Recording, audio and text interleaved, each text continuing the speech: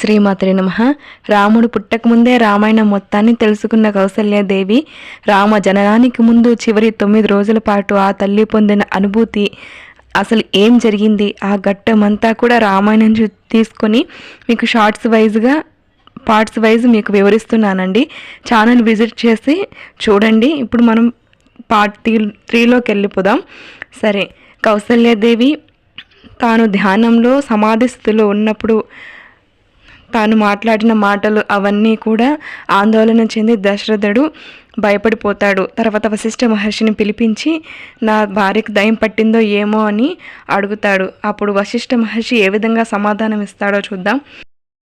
క్షీర సాగరానికి ఆకలి పుడుతుందా, కల్పవృక్షానికి దారిద్ర్యం కలుగుతుందా, కనకాద్రి రాగ నేనాలు కోరుతుందా, బ్రాహ్మణ మందిరంలో పంచమును ప్రవేశిస్తాడా, శీతల కరుణుడికి తాపం కలుగుతుందా, చీకటి బావిలో సూర్యుడుంటాడా, అమృతం చేదుగా ఉంటుందా, అగ్నిహోత్రునికి అంధత్వం కలుగుతుందా, చింతామణి తిరిమొత్తాల్సి వస్తుందా, త్రిలోకాల్లో ఇటువంటిది అసంభవాలు అని అంటూ వశిష్ఠుడు కౌసల్యను పరికించి చూసి ఈమె గర్భాన రఘునాథుడు జన్మిస్తాడు, ఈమె శ్రీరామునితో తాదాప్యం చెందింది, శ్రీమూర్తిగా నాకు గోచరించడం లేదు, ధనుర్బాణాలు ధరించిన జగద్వంద్యుడైన ఆ శ్రీరామచంద్రుడే ఈమెలో సాక్షాత్కరిస్తున్నాడని భావించి బ్రహ్మానందంతో అష్టభావాలు హృదయంలో హత్తుకొని పోగా తన దేహ భావాన్ని విస్మరించాడు.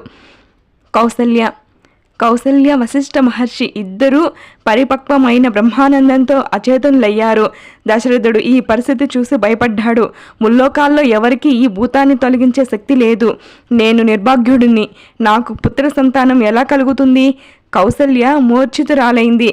నిరపరాధి బ్రాహ్మణ కుమారుడైన శ్రావణుని వధించిన పాపం ఊరికే పోతుందా? అందుకే నాకు ఈ దారుణ దుఃఖం కలిగి ఉంటుంది అని మహారాజు లోపలే కుమిలిపోయాడు. ఇంతలో వశిష్ఠుడు బ్రహ్మానందం నుంచి తేరుకొని కళ్ళు తెరిచాడు. ఇది గమనించిన దశరథుడు తన కులగురువు పాదాలకు నమస్కరించాడు.